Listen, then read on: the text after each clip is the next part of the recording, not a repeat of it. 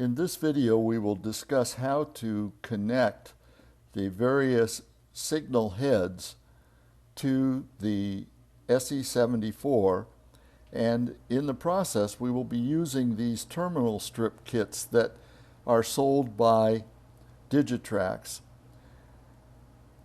Again, as we mentioned in a previous video, the important thing to remember is that we are looking at what Digitrax calls a security element, or signal element, if you will, and it consists of the two-light signal, two-head signal at the throat of the turnout, the top signal being the A1 for the main, the bottom signal being the A2 for the diverging route.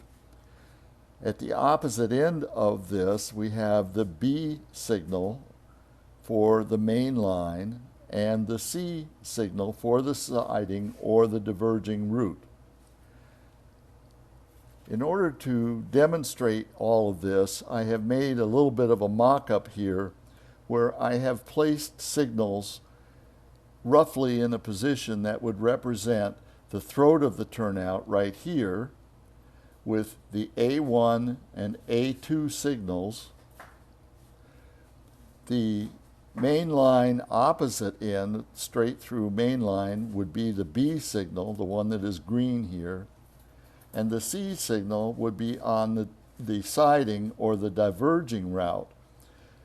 In our discussions with JMRI, anything that is concerning the main line is referred to as the main line, and that would be the A1 and B signals. Anything that refers to the siding would be considered the diverging route, and that would involve the A2 and the C signal lights. Notice that what I have done here is to mount on a separate piece of wood these two terminal strips, and I run the ribbon cable from the SE74 to the two terminal strips, and we'll talk a little bit about more about the importance of this in a minute. But I have done this so that it simplifies the work that we're doing. Once this is all put together, then it can be screwed up to the bottom of the layout or one of the legs, or however you want to do it. I then run a multi-conductor cable with wire going into the screw terminals on the terminal kit, and I run that out to the area of the signal where I have terminal strips mounted, and then I make the signals connected to those terminal strips. All of this in an effort to keep the handling of the small wires to a minimum. I also prefer these multi-conductor cables running long distances to running long distances of this ribbon cable. It is not as easy to work with, not as easy to handle. These multi-conductor cables are much more useful in that regard. This is an example of the throat to a turnout. It's a complex situation, but we're looking at the far turnout with the siding going off to the left. You see that the light is green over red, which means that the straight ahead mainline signal is clear and the train can go forward.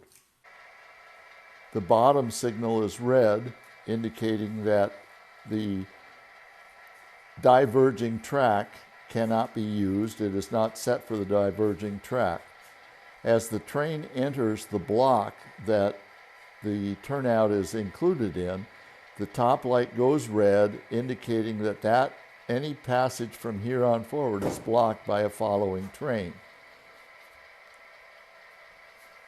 As the train moves forward into the next block, the top signal will turn yellow.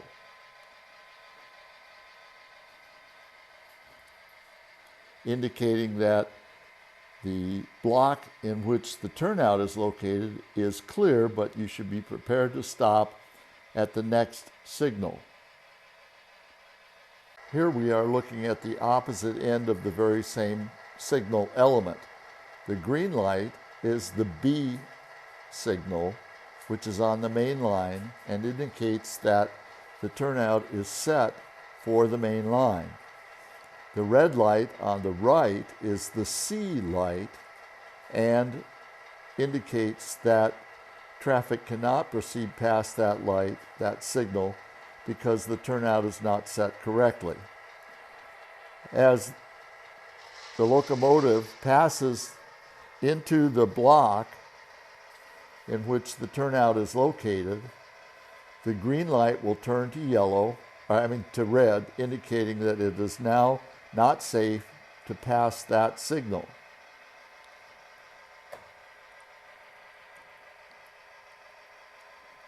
You have to disregard any further lights because they refer to other signals. They're not involved in this particular situation. As the train exits the block in which the turnout is located, the signal turns yellow, the B signal turns yellow, indicating that you should be prepared to stop at the next light. And once it is now all clear to proceed, you get the green light again. Now we'll look at the diverging light signals. The track is now set to proceed on the diverging track, the siding, if you will. The A1 light, the top light, is set for red because it is not clear to proceed straight ahead.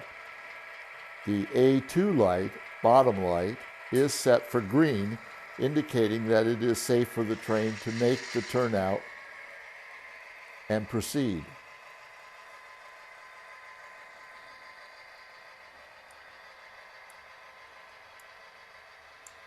Once in the block, the light on the bottom, the A2 light, will turn red, signaling that it is unsafe to proceed in that direction. After the train has left that block, the light will go back to green.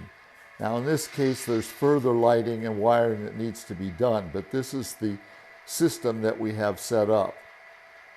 The red B signal says that the main line is not clear to proceed past the signal because for some reason either the turnout is set against the main line or there is a train occupying a block ahead, making it unsafe. The green light on the C signal says that it is clear for the train to proceed through the turnout and onto the main line. As the engine approaches the block, once it enters the turnout block, the green C signal will change to red, indicating that it is no longer safe to proceed past that light. Once it is again safe to proceed, the light will go first to yellow and then to green as the various conditions are met to allow the train to proceed. In this video, we'll talk about how to specifically wire the leads from your signal heads to the terminal strips from Digitrax and then connect to the SE74 using the ribbon cable. With the various types of control heads or signal heads that are available, most of them come with usually a common anode or positive side with resistor in it. However they come, the wires that lead from the signal head out are very small, very difficult to work with, and I usually will connect a stronger AWG-20 wire. I prefer the solid. I will solder the wires together and then cover them with shrink shrink tubing so that they don't touch each other, and it also strengthens this whole combination of wires so that when you're working with them, you don't accidentally break one of those little wires. Believe me, it's easy, it's been done, and you won't like what happens afterwards.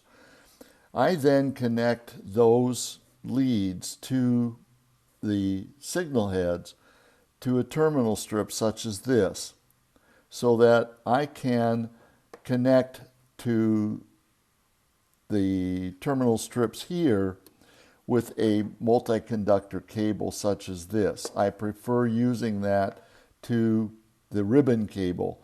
I can run this longer distances with less of a hassle than running the ribbon cable and putting this terminal strip in the vicinity of the installed lights.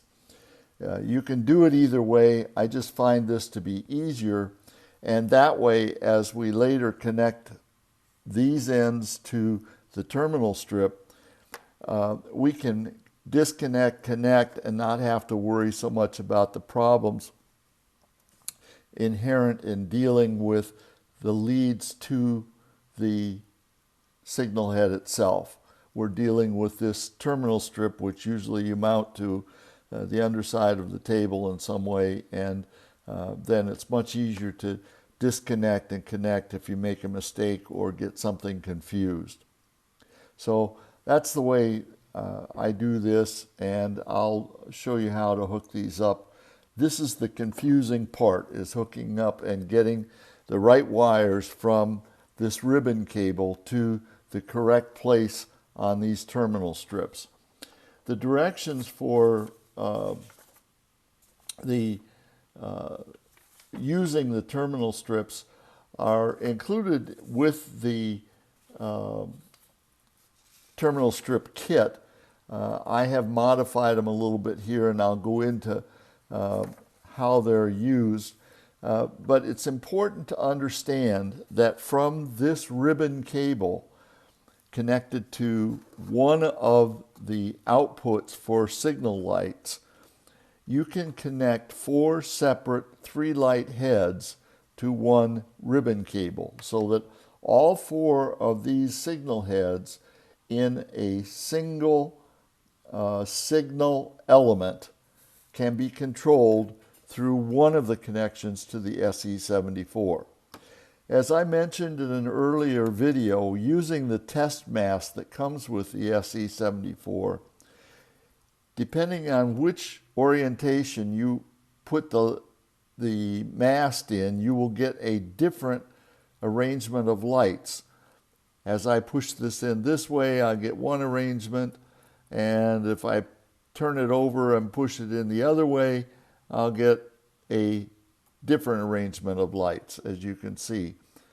They're not set for anything in particular right now, so they don't really have a meaning, but I'll show you how that works. But again, the orientation of the mast to the wiring is very important. And I've displayed that in the previous video showing you how to control those lights. Digitrax assumes that you're going to use this as your signal mast with the signal heads on top of it. And as I said before, I'm not very impressed with that as a layout detail. I prefer something in the nature of these lights. There are a number of them. These are from 2 different suppliers. They're both Chinese made, so you get what you pay for.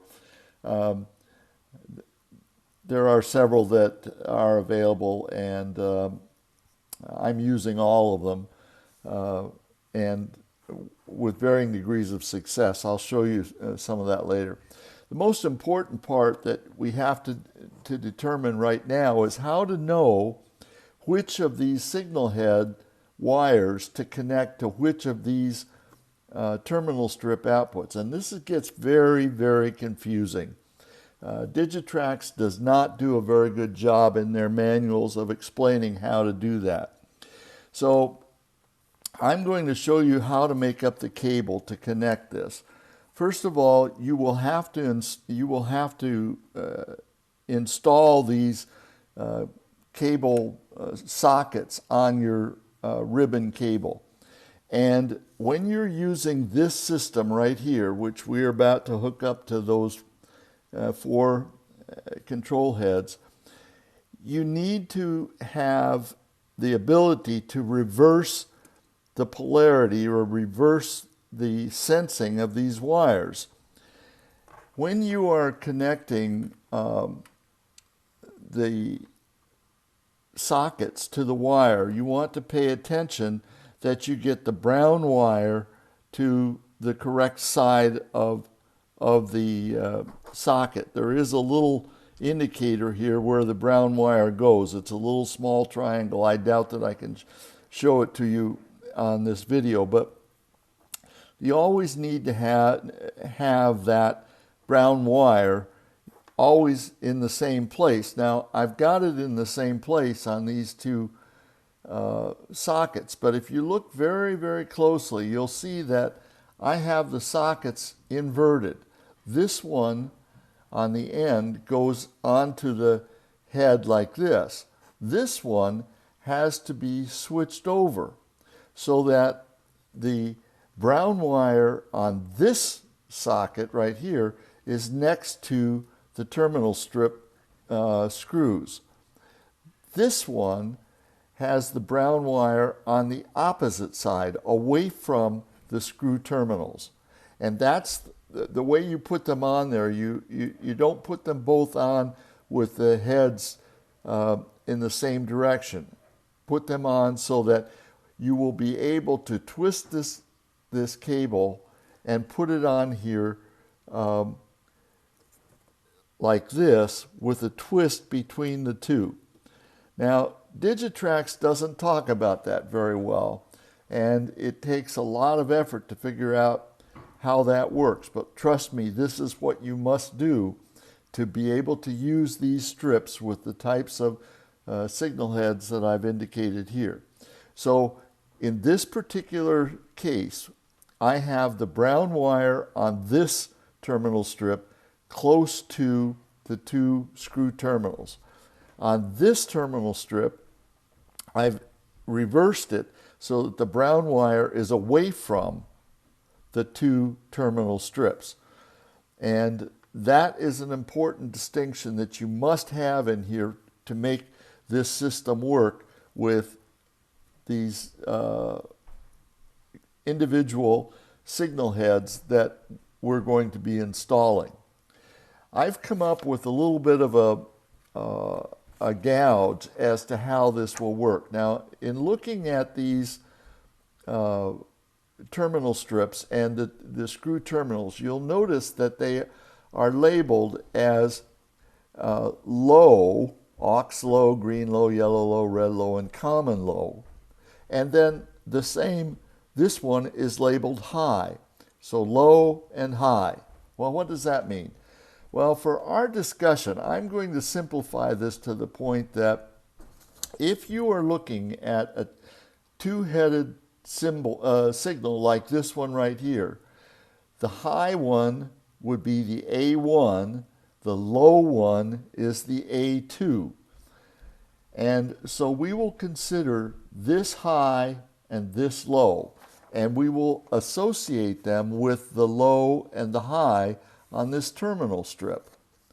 Now, the other thing that I'm going to say to you right now is that I'm going to say the low A2 signal and the C signal for the diverging line. They're both on the diverging line, one at the throat of the turnout, one in the opposite direction at the other end of the siding. The A2 and the C are going to be referred to as the low signals, and we keep that associated all the way through. The A1 and the B, A1, B, which are the opposite ends of the main line, we'll call those the high signals, and that would be the high sign, the high main line, however you want to think of it. And so then the main line high is A1 and B. The diverging line, low, is A2 and C. And so in our description here, we'll see how we make that hookup so that those are in the proper order. Here are the rules. If the brown wire from the ribbon cable, which is associated with pin 1, as you see pin 1 over here, would be the normal position for the brown wire. If the brown wire is next to the screw terminals on the high side, then, or next to the screw terminals, then high, up here, is associated with A1 and low is associated with A2. So the screw terminal where the brown wire is on the pins with the brown wire closest to the screw terminals, then A2 is low, A1 is high. So the wires that connect to this screw terminal will go to the low signal head, and that will coincide with low on our diagram here. This screw terminal, which is labeled high on our diagram, will be connected to the high signal, or the A1, on the throat of the turnout. So that is always where, if the brown is closest to the terminals, then A1 is on the bottom or high, A2 is on the top here or low. I can't understand how they managed to come up with this system, but this will simplify it as best we can. On the other terminal strip, where we connect the brown wire away from the terminal strip, that would then, if the brown wire is away from the screw terminals, then high equals B and low equals C. That's the diverging line. So high equals B, that's this one here, according to the diagram. Low is C, according to the diagram. And so we will connect, and I've put little labels there if you can see them. This will be C, this will be B, this is A1, this is A2. And that's how we'll hook those up to those lights. For now, don't worry about the logic at all. What we want to do is to hook up a light and make it respond the way it is supposed to respond to the numbers in our switch diagram. Now I'll just refer to that very quickly and remind you that we had started this table, and if you need to go back and review the other video, you should do that. But you'll see here that starting with we have first of all, we've changed the number, the base address for this particular SE74, and if you missed the reasons for doing that, you need to go back and watch the previous video. But on this particular SE74, we have changed the base address. So the numbers, the switch numbers to control the lights begin at 329 and run up to 336. And I've shown those in green here. The way the numbering system works with the SE74 is the first two numbers control the low on that terminal strip. The second two numbers control the high signal on that terminal strip.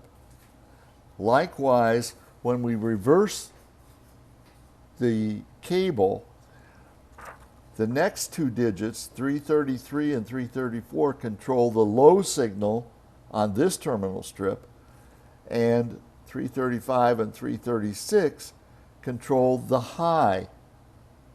I reversed that when I said it. This is low and this is high. Again, it's very easy to get confused. But this table, I have filled it in showing which one controls which, so that later when we go to test it and further connect it to JMRI, we will be able to get the correct numbers into the system to make the lights perform the correct way. Again, I've gone further than saying not only low 1 and low 2, I've said those two are connected to the A2 signal. High 1 and high 2 are connected to the A1 signal. Likewise with the other terminal strip. And I've put those onto the table. I suggest that you have a similar table so that you can keep track of which is which. It gets very confusing. As I've already screwed it up in this description a little bit when I didn't call these right. But again, if you go back to the diagram, you'll see that low and high, if you follow the rule of whether the brown is closest to the terminal strips or furthest away from the terminal strips, which of the four lights are being controlled. You could just as easily have numbered these 1, 2, 3, 4, but the standard terminology seems to be that A1, A2, B, and C. So we'll continue with that terminology to make it consistent with other references. So once you make up this cable, keeping the brown wire on this one towards the terminal strips and away from the terminals, the screw terminals on this one, everything will work out the way it's supposed to work. I'll show you that just one more time so that you can see again the position of the ribbon cable brown wire, which is pin 1. If it's next to the screw terminals, high equals A1, low equals A2. If it's away from the screw terminals, high equals B, low equals C. And we are referring to the low terminals as the diverging line and the high terminals as the main line. So high is on the bottom, so that's A1 and B. Low is on the top of this, which is A2 and C. If you follow this with all of your wiring, you will not get it confused. If you do happen to get it confused, all you're going to have to do is just reverse which ones you hooked up. But if you start with this plan the way I've outlined it, you should be able to hook these up and get them right all the first time. Okay, we'll start by hooking up the A1 and the A2 signal heads in our little mock-up here. The wires that you see here, I have this particular set is for the lower signal, or the A2. This particular set is for the high signal, A1. The interesting thing about this particular model that I bought from a company called strangelyweHonest.net is that they only provide one common wire to go to both heads. And that happens to, with the way I put it together, it happens to come out with the A2 signal. Now, according to Digitrax, when you're wiring this type of a system, Digitrax says that a 3/3 head, such as Tomar 866, and Tomars are very hard to come by these days, can be connected to terminal strip mounting kit board. The white common anode lead, ours is black, for both heads connects to the low pin on the screw terminal. Well, the low pin on the screw terminal is this one right here. And contrary to what you may see in other written statements or even videos, when we're hooking these up, we will always connect on a given terminal strip. We will always connect both commons, or the only common, to this low signal right here. It will work perfectly that way. You will always connect, if you have two commons, which we have when we go to hook up the other type of signal here, we'll have the two commons one for each signal head. So they always, the commons get connected to this common low screw terminal right here. Okay, so I'm going to connect these together and then we'll run some tests. Okay, you can see here that I've now connected the wires for the double-headed signal mast to this terminal strip. And because the low brown wire, the number 1 brown wire, is closest to the 2 screw terminals, that makes this A2 on top, which is the low signal. That's this one. A1 is the number, the high signal, and the common wire is connected to the low common.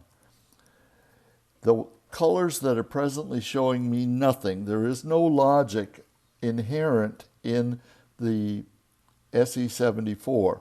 The logic will be done by another program, which is JMRI, and you have to have some kind of a system to come up with the logic to make the signals work. We can test these signals by sending the switch commands for those signals. Now, that was what we worked out on this sheet.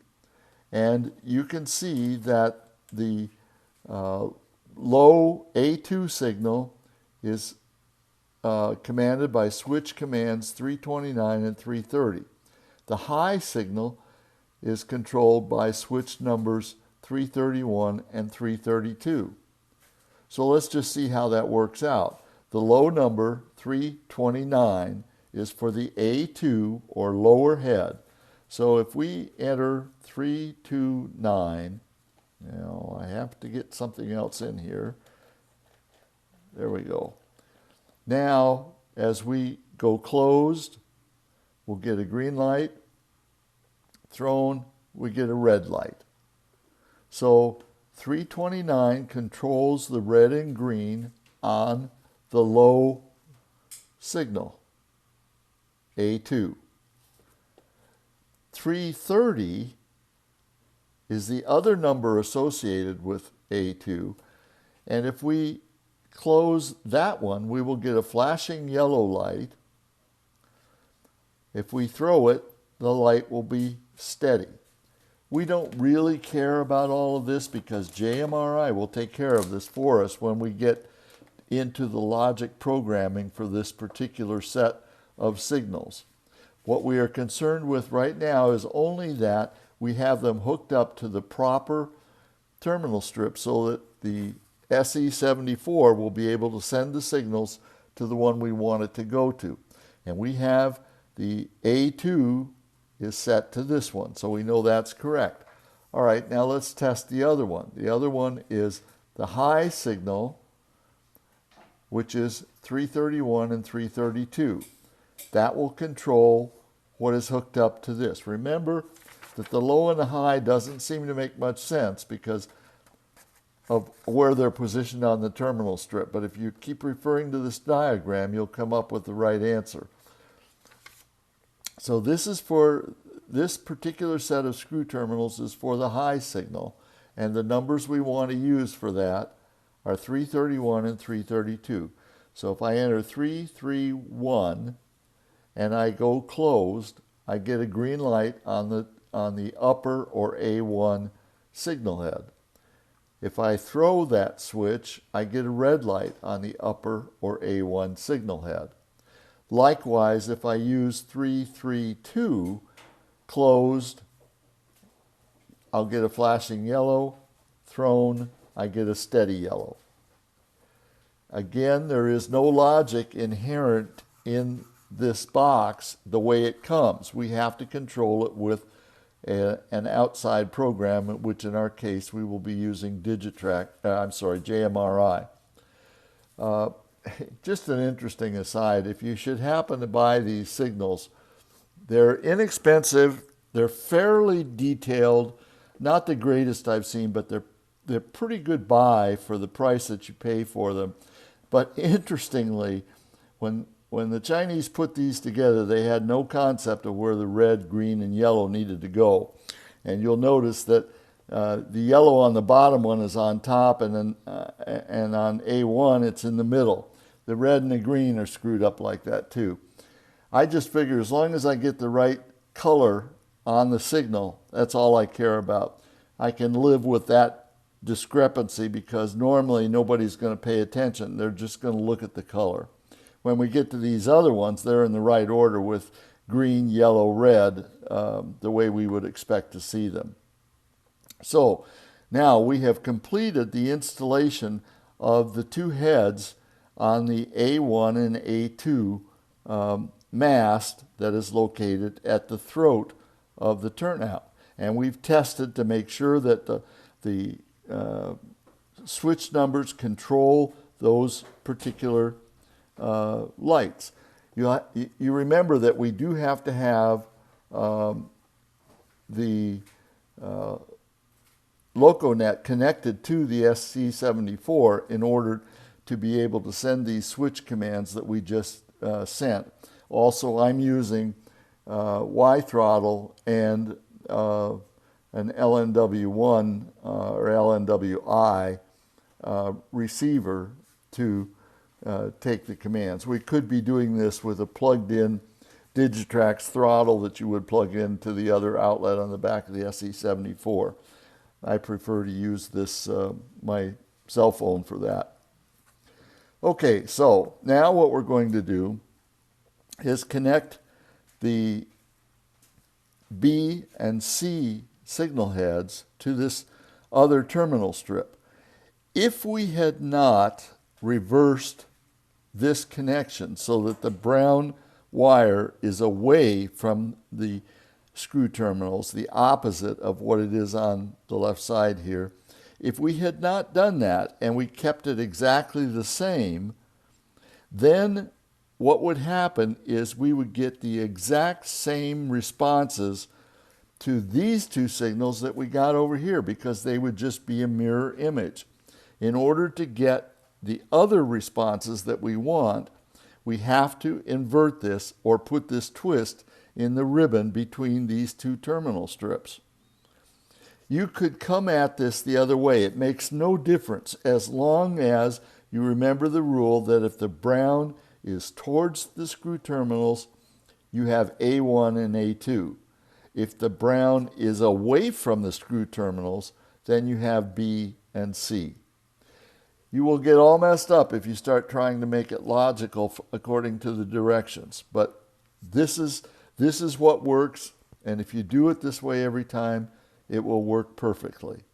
Now what I'm going to do is I'm going to connect the wires from the other two signals to these terminal strips, just as I did for the A1 and A2. I'll hook those up and then we'll run through the tests there. Okay, now I have the remaining two signal heads, the B and the C, connected via the wires to this terminal strip. Notice that I connected both of the common black wires to the common low on this terminal strip using a connector here to put both wires in. Those terminal strip connectors are a little small to get both wires in one of the terminal strips, so I did it this other way. So now you can see that we have all four of the signal heads powered, and we can test to make sure that the B and C signals work the way they're supposed to. If we go back to our chart, you'll see that the B signal, which is the main line, is operated by H1 and H2, which is 335 and 36. So if on our throttle we type in 335 and go to C or T, the B signal is responding, C, T. Likewise, if we go to 333, which is the low one for C, which is this signal in the back. So if we type in 331 and we go C, now I typed in the wrong number, 333. C makes it go green, T makes it go red. And if we use the other number, we would get the yellow and flashing yellow. But we now know that all 4 of these signal heads are operating correctly.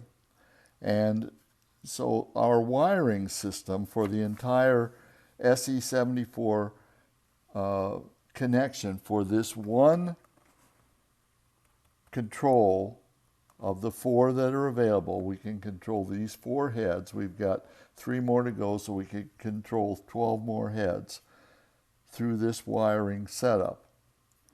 And I think that you can see now that everything is working correctly, and all we need to do at this point is to now set it up in JMRI to correspond to what we want the logic to be for these signal heads. So that'll be our next step. We'll do that in our next video.